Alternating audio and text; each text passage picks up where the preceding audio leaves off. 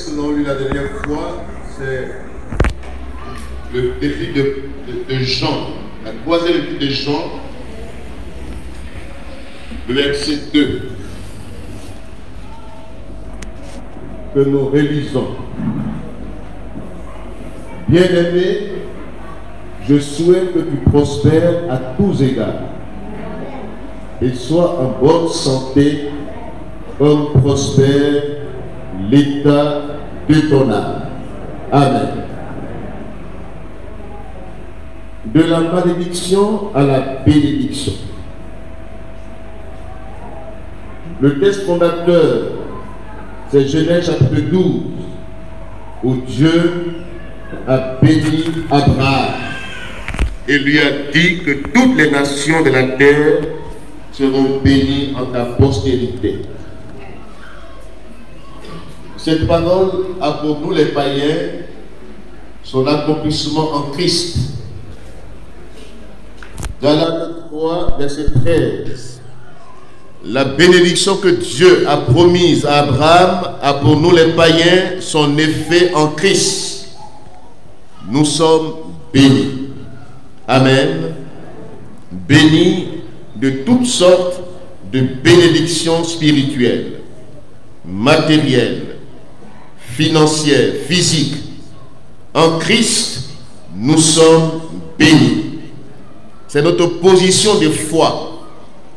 Cette position, il faut réellement l'appliquer à sa vie. Je suis béni, tu es béni. Nous avons aussi, dans ce même élan, parce qu'on parle de prospérité, on parle d'un état heureux, d'une situation favorable, du bien-être, de la santé, de la fortune, du succès. C'est un état d'abondance, d'augmentation des richesses dans tous les domaines.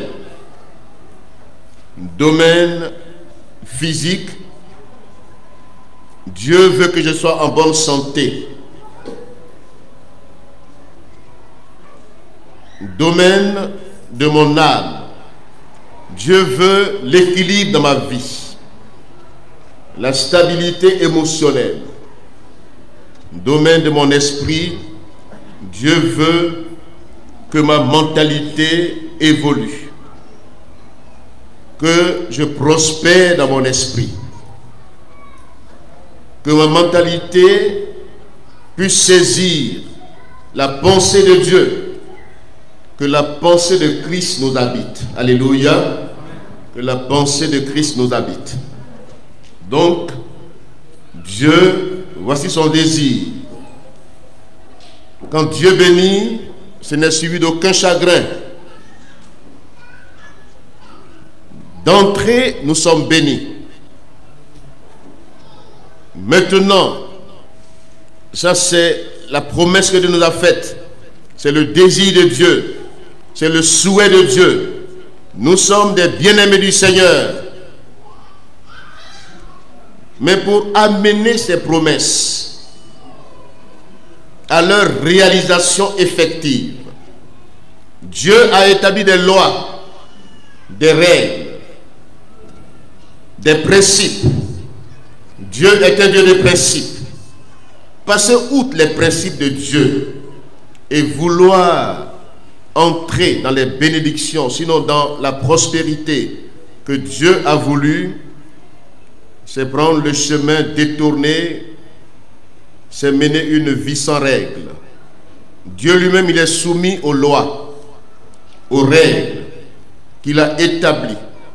Psaume 148, verset 6. Dieu a établi des lois et il ne peut les violer. Et c'est pourquoi il est l'autorité suprême. Une autorité est soumise aux lois. Toute autorité, nul n'est au-dessus de la loi. Dieu est soumis aux lois naturelles qu'il a établies Dieu respecte la loi. C'est pourquoi il est l'autorité suprême. Alléluia. La première loi que Dieu a établie, parce que quand nous parlons de prospérité, surtout dans le domaine financier, matériel, Dieu doit être la priorité des priorités dans notre vie. C'est la première loi. Dieu d'abord. Que l'argent ne soit pas mon maître. Nul ne peut servir deux maîtres. Car ou il haïra l'un et aimera l'autre, ou il s'attachera à l'un et méprisera l'autre. Vous ne pouvez servir Dieu et mammon. Amen. Et il dit au verset 33 du chapitre 6 de Matthieu, cherchez premièrement le royaume et la justice de Dieu.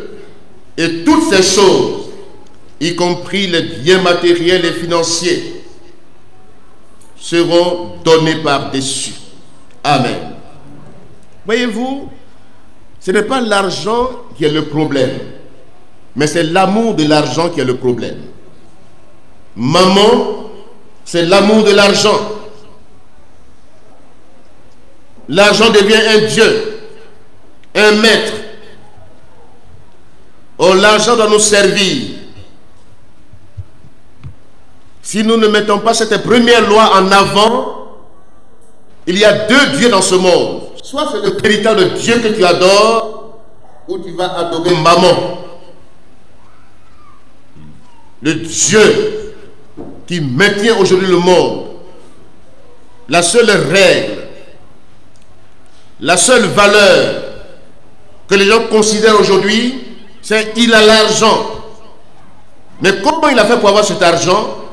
On ne le demande pas. Il a l'argent. L'argent est devenu un Dieu dans ce monde.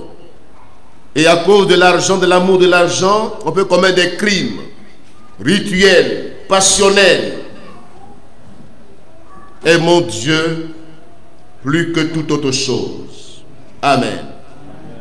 Les principes de la prospérité. Parce que l'argent répond à tout. Sans argent, on ne peut rien faire.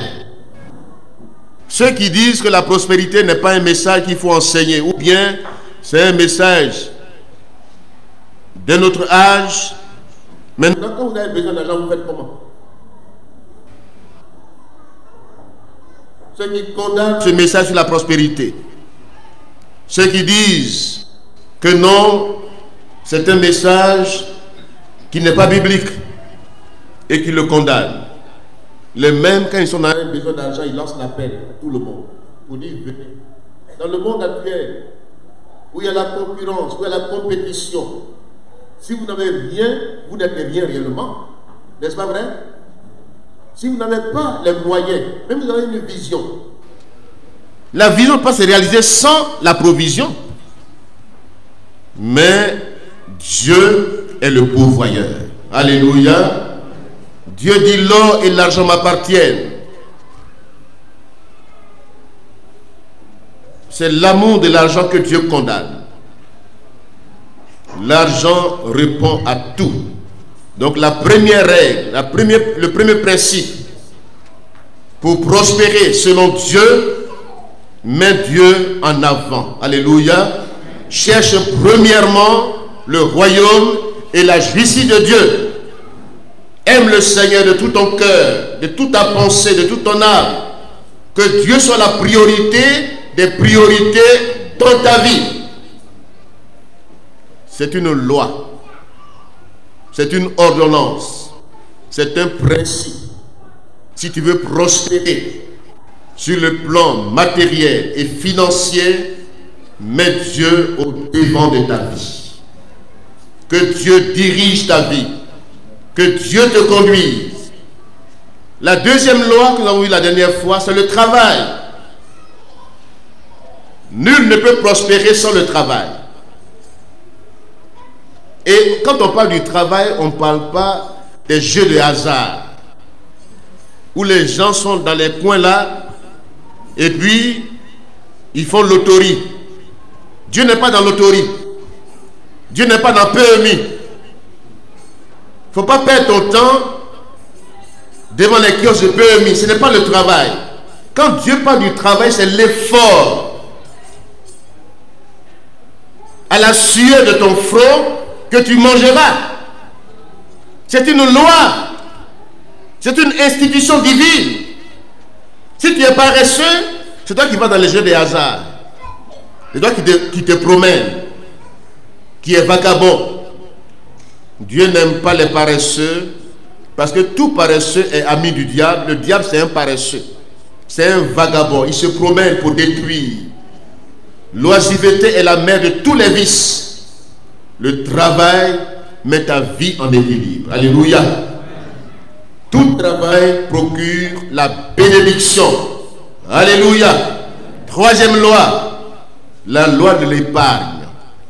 Dieu a mis l'homme dans le jardin d'Éden, non seulement pour qu'il travaille, mais pour qu'il garde le jardin, pour qu'il le protège, pour qu'il gère, qu'il prenne soin, qu'il veille. L'épargne protège tes biens. Alléluia. Quand tu épargnes, tu as une bonne gestion, tu vas prospérer. Et la leçon d'économie dans la Bible est enseignée dans Genèse 41, verset 34 à 35. Tous les économistes. Dieu, il est complet dans sa parole. Joseph dit, pendant les années grasses, mettez à part de côté le 1/5 de tous les revenus. 1/5 de tes revenus, c'est ton épargne. Si tu n'as pas d'épargne, tu n'es pas assuré. Si on vient vers toi ce matin et qu'il y a une situation à décanter, si tu n'as pas quelque chose en banque, tu vas aller prendre crédit, les prêts à usure, et ça va t'enfoncer. Au lieu que ça t'aide, ça t'enfonce. Dieu veut que tu épargnes. Tous les travailleurs, commerçants et commerçantes, ayez un compte d'épargne. Amen. Épargner. C'est l'un des secrets de la prospérité dans les pays en voie de développement. Il faut encourager l'épargne. C'est la prospérité individuelle. Ça protège, ça donne la bonne gestion à quelqu'un. Troisième loi, sinon quatrième loi, la loi de la dîme. La loi de la dîme. On dit on n'est plus sous la loi, mais c'est des règles, c'est des principes. Je parle ici des principes. Je ne parle pas de légalisme. Je parle de principes. La loi de la dîme. Malachie 3, 6 à 12. Ça, c'est un principe divin. Mettez-moi de la sorte à l'épreuve. C'est la première, c'est là pour la première fois que Dieu, en donnant un ordre, un principe, demande que tu le mettes à l'épreuve. Pour que tu vois s'il n'agit pas en ta faveur. S'il ne chasse pas le dévoreur, s'il ne menace pas le dévoreur. Quand tu ne payes pas ta dîme, tes biens sont exposés au dévoreur. Mais quand tu payes ta dîme fidèlement, Dieu protège tes biens. Alléluia. Cinquième loi, la loi de l'obéissance. Deutéronome 28, verset 1 à 14. Il y a deux côtés. Il y a les pros et il y a ceux qui sont contre cet enseignement sur la prospérité. Mais nous voulons être équilibrés ce matin encore. Alléluia. Nous sommes ni pour ni contre, mais nous voulons être le contraire des deux extrêmes. Nous voulons être le juste milieu, être équilibré. Pour dire c'est un enseignement biblique. Tous les hommes qui étaient dans la Bible ont vécu une vie prospère. Abraham a prospéré. Isaac a prospéré. Jacob a prospéré. Tous les hommes de Dieu dans la Bible ont tous prospéré. Alléluia. Donc c'est un enseignement biblique. Sixième loi. Les 5 lois, je l'ai dit la dernière fois, c'est un rappel. Pour ceux qui nous prennent en marche, pour ceux qui n'étaient pas là, j'ai fait le rappel. Maintenant, ce matin, nous allons voir les 5 dernières lois de la prospérité. Sixième loi, c'est la loi de l'entrepreneuriat. Josué 1, versets 7 à 9.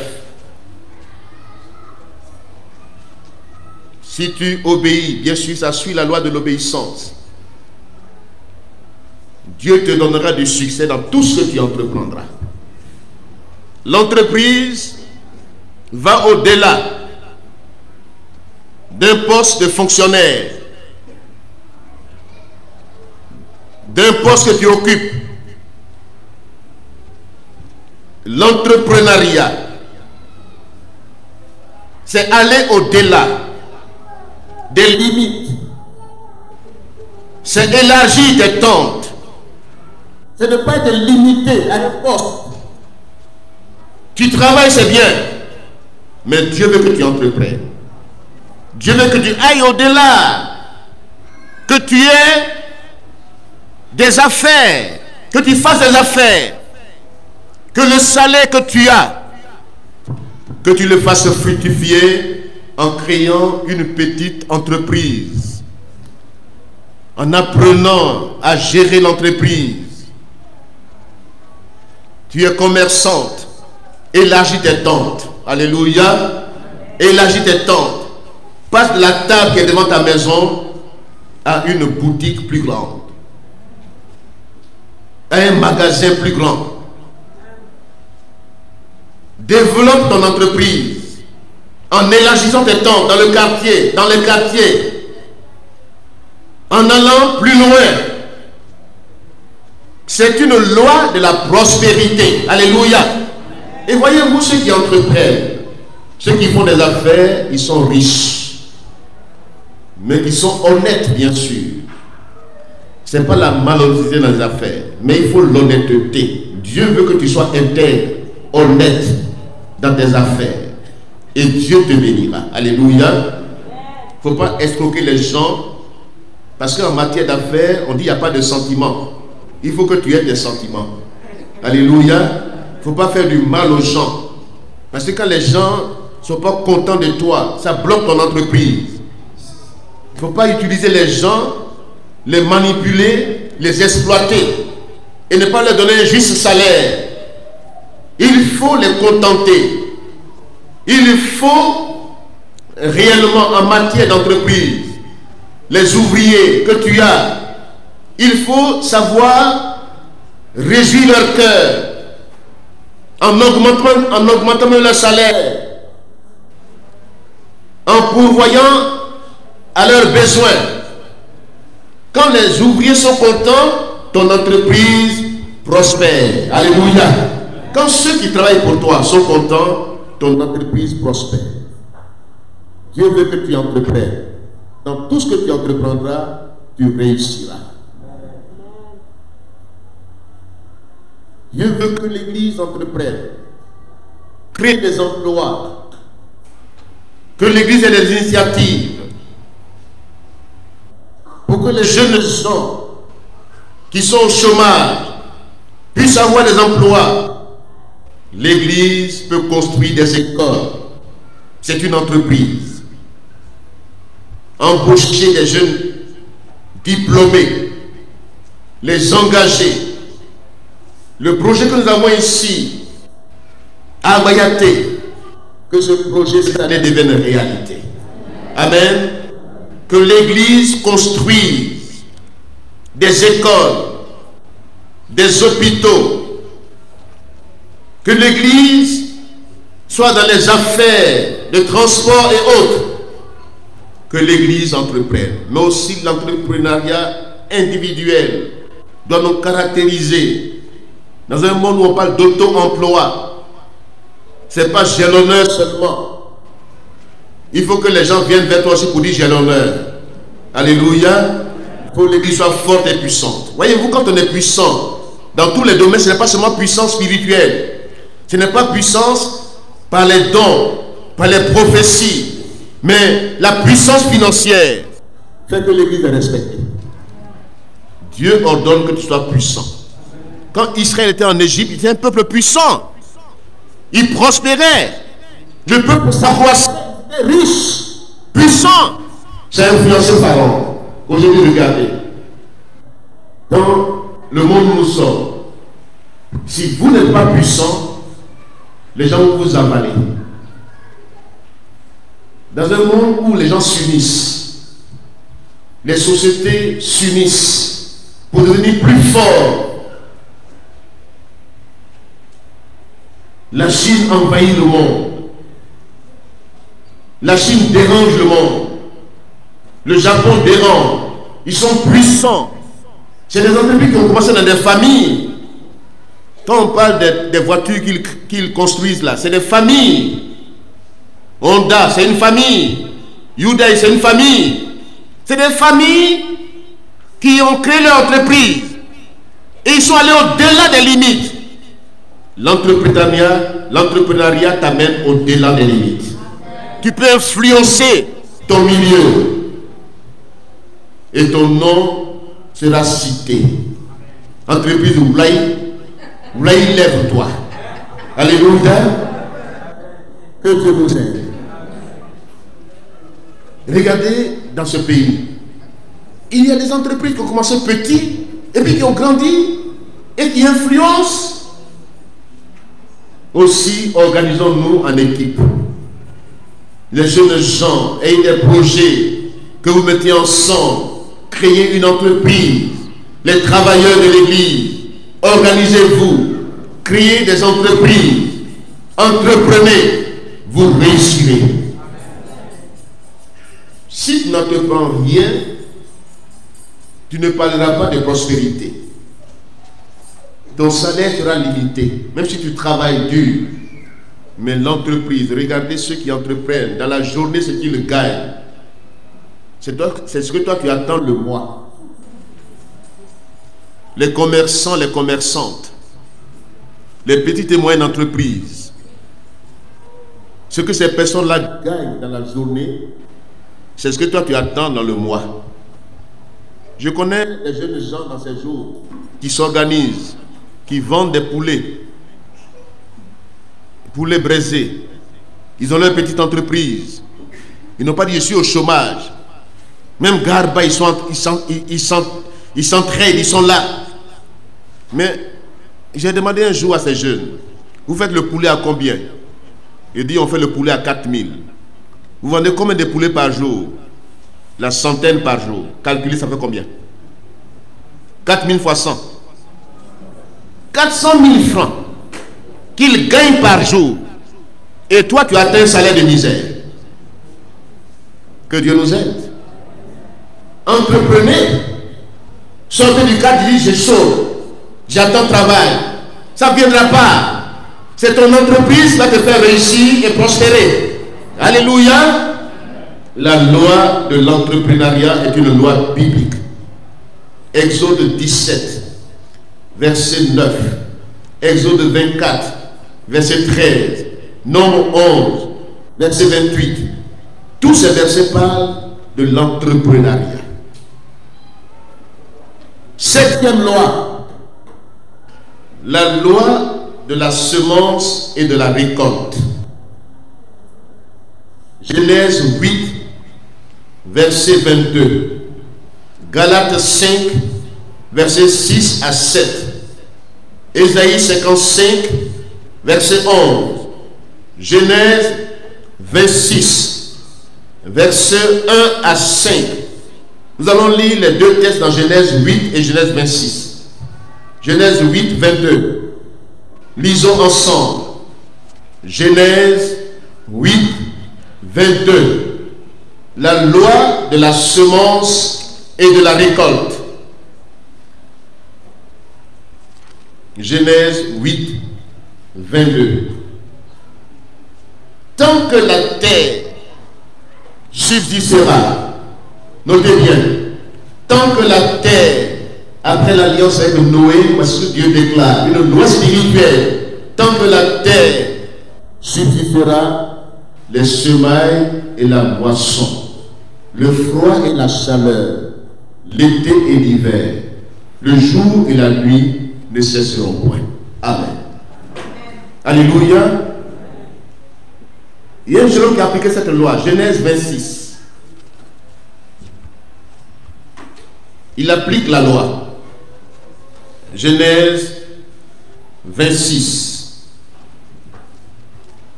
Isaac applique la loi de la semence et de la récolte.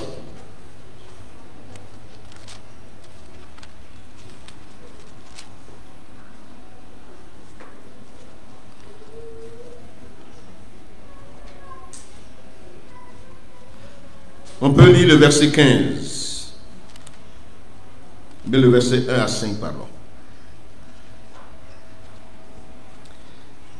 Il dit, Isaac alla vers Abimelech, roi des Philistins. L'Éternel lui apparut et dit, ne descends pas en Égypte, demeure dans le pays que je te dirai, séjourne dans ce pays-ci. Je serai avec toi et je te bénirai, car je donnerai toutes ces contrées à toi et à ta postérité. Et je tiendrai le serment que j'ai fait à Abraham, ton père. Je multiplierai ta postérité comme les étoiles du ciel. Je multiplierai ta postérité comme les étoiles du ciel. Lisez maintenant le verset 12. Isaac sema. Le mot semer, loi spirituelle. Isaac sema en pleine famine, en pleine crise, en pleine sécheresse dans ce pays, et il recueillit cette année le centuple, car l'Éternel le bénit. Alléluia. Cet homme devint riche et alla s'enrichissant de plus en plus jusqu'à ce qu'il devienne fort riche. Il en fait ainsi pour nous aujourd'hui. Aller en s'enrichissant, en respectant les lois spirituelles, les lois de la prospérité. L'une des lois difficiles à appliquer, c'est la loi de la semence. Parce que c'est en pleine crise, en pleine famine. Il pouvait manger tout ce qu'il a récolté l'année précédente. Il pouvait tout manger. Mais il a gardé la semence. Il l'a semé. Deux cultivateurs vont au champ. Ils récoltent en pleine famine un gros sac de riz. Deux cultivateurs. Et il y a un qui dit, comme j'ai faim, je mange mon sac de riz. Et puis l'autre dit, je me sacrifie, je sème le sac de riz. Entre les deux, là, qui va prospérer? Qui sera dans l'abondance? Le semeur, celui qui a tout mangé n'a rien, il ne va rien récolter. C'est ce que tu sèmes que tu récoltes. Si tu ne sèmes rien, tu ne vas pas aller voir la forêt pour dire, donne-moi. Parce que ce que tu n'as pas semé, tu ne vas pas le récolter. C'est quand tu as semé maïs que tu vas récolter maïs. Quand tu as semé du riz que tu vas récolter le riz. Aussi quand tu as semé l'argent, tu récoltes l'argent. Alléluia. La loi de la semence et de la récolte. La loi qui nous amène à semer. 2 Corinthiens 8 à 9. Le verset 6 à 12 que nous lisons. 2 Corinthiens 8. 2 Corinthiens 8 et 2 Corinthiens 9. Ça parle de cette loi de la semence. Maintenant le chapitre 9, verset 6 à 12. Sachez-le, celui qui sème peu, moissonnera peu. Et celui qui sème abondamment, moissonnera abondamment. Alléluia. Que chacun donne comme il l'a résolu en son cœur, sans tristesse ni contrainte, car Dieu aime celui qui donne avec joie. Alléluia. La loi de la semence est suivi de la loi de la libéralité. C'est ces deux lois qui vont ensemble. Quand quelqu'un sème, c'est un homme libéral. Il est généreux. Il jette son pain à la surface des eaux. Selon Ecclésiaste, chapitre 11. Proverbe 11, 24 à 25. Tel qui donne librement devient de plus en plus riche, mais celui qui épargne à l'excès s'appauvrit. Proverbe 11, versets 24 à 25. Ecclésiaste 11.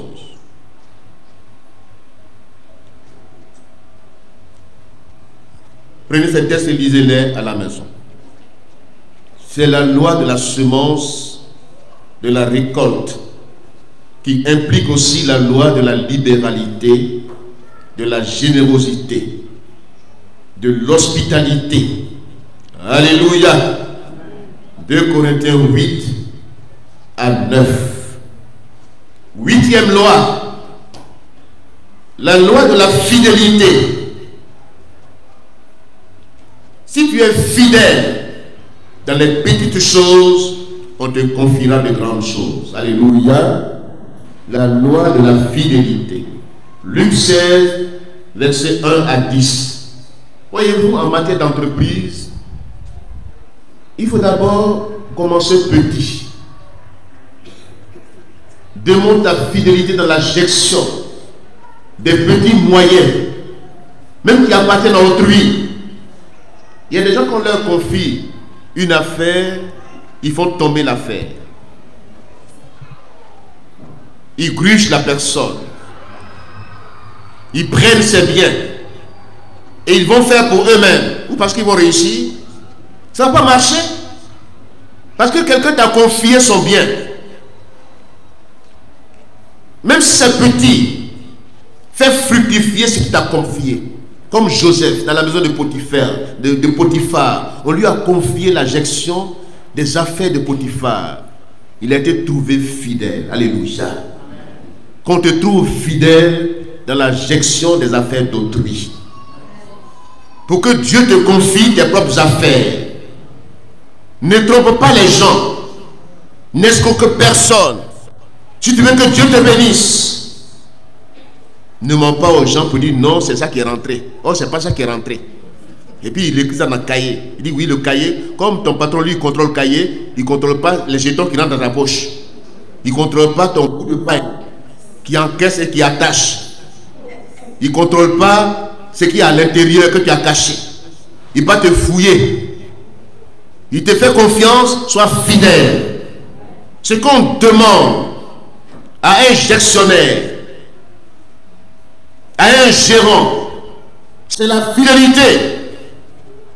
Dans les petites choses, les choses qui ne t'appartiennent pas, sois fidèle pour que Dieu te confie de grandes choses. Alléluia. Si tu veux prospérer, sois fidèle dans les petites choses qu'on te confie. Et Dieu te confiera tes propres affaires, des grandes choses. Si votre femme vous dit, je suis une grande commerçante, moi là je vais faire commerce international. Bon, est-ce qu'elle a commencé d'abord devant sa porte? Dis oui, si tu me donnes 500 000 francs, tu vas aller faire le commerce. C'est un mensonge. C'est faux. Quelqu'un qui n'a pas géré 5 000 francs devant sa porte, qui n'a pas mis une petite table devant sa porte, une petite chose, qui n'a pas pu gérer ça, ne peut pas gérer une grande affaire. Ne croyez pas à ça. C'est du mensonge, c'est de l'escroquerie. Donne-moi 500 000 francs, je vais voyager, je vais aller dans tel ou tel pays, au Ghana, je vais faire commerce. C'est faux. Commence d'abord devant ta porte. Sois fidèle à les petites choses, on te confiera de grandes choses. Alléluia. Sois fidèle à Logoyo. Sois fidèle à Bobotoumé. Qu'on te voit dans les petites affaires, et puis ça prospère dans ta main, on peut te confier de grandes affaires. Alléluia. Alléluia. La loi de la fidélité.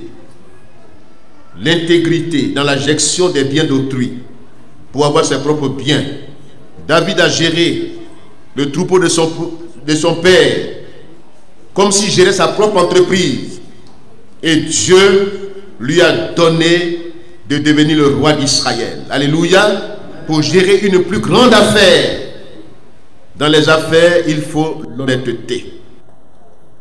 Amen. 9e loi. La loi de la foi. De la confiance totale en Dieu. Le juste vivra par la foi. Dieu, c'est à lui qu'appartiennent l'or et l'argent. C'est lui qui est riche. C'est lui qui peut décanter les situations. C'est lui qui peut ouvrir les marchés. Même quand c'est fermé, difficile, c'est Dieu qui peut toucher le cœur des hommes et des femmes. Qui peut incliner le cœur à t'ouvrir des marchés. Place ta confiance en ce Dieu vivant. La loi de la foi. Le juste vivra par la foi. Nous qui servons Dieu, nous vivons par la foi. Alléluia. Tout serviteur de Dieu ne doit pas être un manipulateur du peuple. Ne doit pas instrumentaliser le peuple. Ne doit pas escroquer le peuple. Doit enseigner le peuple. Si le peuple fait des gestes à son égard, mais ce n'est pas lui qui demande. Ce n'est pas lui qui dit, bon, c'est moi le bishop, l'apôtre, mets-toi à mes pieds. Donne-moi ton chéquier. Sinon je vais te maudire. Ça, c'est pas parole de Dieu. C'est ça l'extrémisme là, dans ce que les gens font aujourd'hui. C'est ça qui décourage les gens. Quand ils parlent de prospérité, ils parlent de prospérité pour eux-mêmes, mais pauvreté pour le peuple. Mais nous voulons que le peuple prospère à tous égards. Alléluia. Cette loi de la prospérité où on prophétise, où on dit, Dieu m'a dit, mets ça à ma disposition, donne-moi ça, fais ceci ou cela. Dieu m'a dit, c'est pas ça. C'est pas que toi tu sois riche. Et puis quand vous les voyez maintenant, ils parlent de leur richesse. Ils achètent des voitures à 100 millions. Et puis ils parlent de leur prospérité. Ça, c'est une prospérité qui ne suit pas les lois bibliques.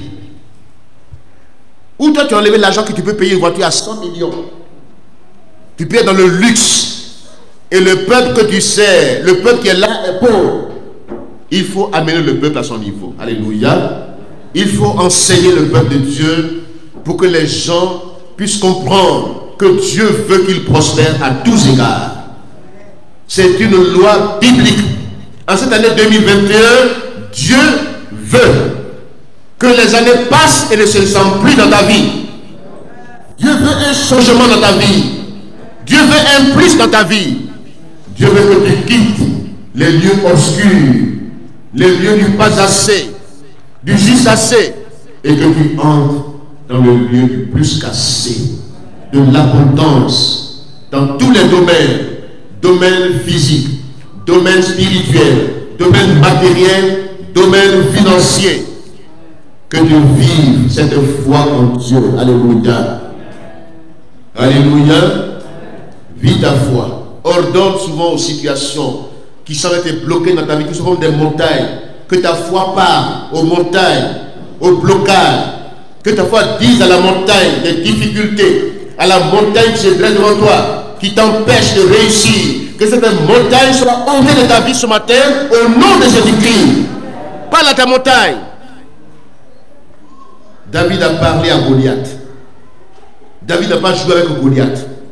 Il sait que c'est une montagne devant lui. Goliath voulait tuer David pour l'empêcher de devenir le roi d'Israël. Il dit, mais ce jeune homme-là, il l'a méprisé, il a maudit par ses dieux. Toute malédiction sans cause n'a pas d'effet. Les gens peuvent maudire, ils peuvent dire des choses, mais ça n'a pas d'effet sur ta vie. Les paroles méchantes, les paroles des Goliaths, des montagnes sont vaincues au nom de Jésus-Christ. Ce matin, je te dis la parole de Dieu, la parole de bénédiction, la parole de prospérité, la parole de Dieu. Dieu dit qu'il est bien-aimé du Seigneur. Ta famille est une famille que Dieu aime. Dieu protège ta famille. Vis par la foi. Compte sur Dieu. Celui qui se confie en l'Éternel renouvelle ses forces. Il court sans se lasser. Il marche sans se fatiguer. Ce matin, reprends une nouvelle force en cette année 2021. Compte sur le Seigneur pour tes affaires. Compte sur le Seigneur pour décanter les situations. Les marchés bloqués. Les marchés où les gens ils font du marché gré à gré. Dieu peut permettre que tu aies ce marché. Où on parle des hommes, Dieu peut permettre qu'on parle de toi aussi. Que Dieu décante les situations dans ta vie. Que tu comptes sur le Seigneur. Que tu ordonnes avec la puissance de Dieu que tes montagnes se déplacent ce matin au nom de Jésus-Christ. Alléluia. Montagne d'épreuves, montagne de difficultés, montagne de pauvreté, montagne de tout genre. Je vous ordonne ce matin de quitter mon chemin au nom de Jésus-Christ. Montagne de maladie, tu es vaincu. Quitte mon chemin au nom de Jésus-Christ. Vis la parole de Dieu, la parole de la foi. Alléluia. Et la dernière loi, la loi de l'honneur. Dieu honore ceux qui l'honorent. Amen. Honore Dieu. Crains l'Éternel. Ce n'est pas la peur de Dieu. Dieu ne fait pas peur à quelqu'un. C'est le diable qui fait peur. Dieu est ton Père. Honore ton Père. Ton Père céleste. Honore tes parents biologiques. La loi de l'honneur. Si tu honores Dieu, Dieu va t'honorer. Si tu honores tes parents, tu vivras longtemps sur la terre une vie de prospérité. Honore tes parents. C'est une source de bénédiction. C'est une loi que Dieu a établie. Honore tes parents. D'abord, le Père céleste veut l'honneur. Il veut que ta vie ne crée. Si tu l'honores, il va t'honorer. Il va décanter les situations devant toi. Il va te rendre prospère. Honore tes parents. Enfants, honorez vos parents. Il y a la bénédiction là-dedans. Honore ton père et ta mère. Et tu vivras longtemps sur la terre. Tes affaires prospéreront. Alléluia. Honore aussi la paix spirituelle. Qui t'enseigne la parole de Dieu. Honore ses parents spirituels. C'est une loi qui va te rendre prospère. Que Dieu soit avec toi. Que Dieu t'accompagne. Que la prospérité t'accompagne. Ne cours pas après la prospérité, mais que la prospérité court après toi. Alléluia. Ne cours pas après la bénédiction, mais que la bénédiction court après toi. Alléluia. Que tu sois un peuple béni, un peuple prospère, que tu prospères à tous égards, que tu sois en bonne santé, que l'État te donne prospère, que toute âme forgée contre ta vie soit sans effet, que toute langue contre toi soit condamnée, que les mauvais souhaits n'aient pas d'effet sur ta vie, les mauvaises attentes, les mauvaises souhaits sont révoqués, annulés au nom de Jésus-Christ.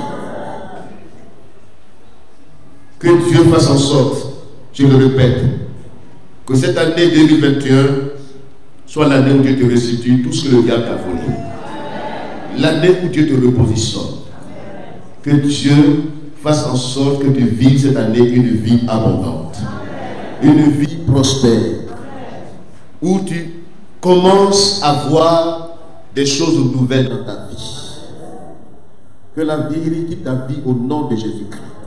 Les vieilles pensées, les vieilles habitudes, les vieilles choses dans ta maison doivent disparaître au nom de Jésus-Christ.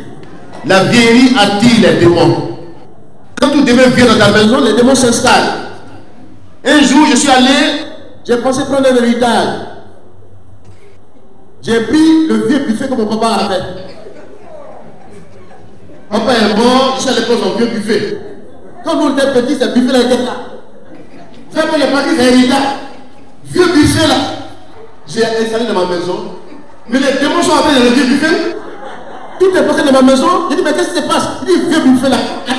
Après ça, de la maison, au nom de Jésus-Christ. Depuis que j'ai enlevé le vieux buffet dans ma maison, tout rayonne dans ma maison, la gloire de tout rayonne. Ne n'allez pas prendre les vieux petits de vos parents. Ne n'allez pas prendre les héritages de vos parents. Négatifs, des fétiches, des adorations. Ça va pas rendre prospère, ça va bloquer mon affaire. Brûler les négatifs. Séparez-vous de ce qui est négatif. Depuis que je me suis séparé de ce vieux buffet, des nouvelles mêmes sont venues dans ma maison. De nouvelles choses, alléluia. Que de nouvelles choses se fassent dans ta vie en cette année 2021. Que de nouvelles choses, que tu oublies le passé douloureux, que Dieu fasse de nouvelles choses dans ta vie. Que Dieu te bénisse, que tu sois prospère. Alléluia. Que le Seigneur bénisse sa parole. Amen.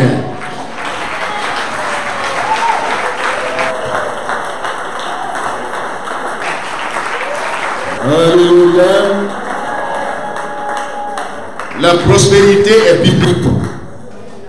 Dieu veut que je prospère. Pas sur la base d'une prophétie. Pas sur la base d'une vision. D'escroquerie. Pas sur la base d'enrichir quelqu'un d'autre. Mais sur la base de la parole de Dieu. Dieu veut que tes affaires prospèrent. Dieu veut que tu élargis tes tentes. Dieu veut que tu ailles au-delà des limites.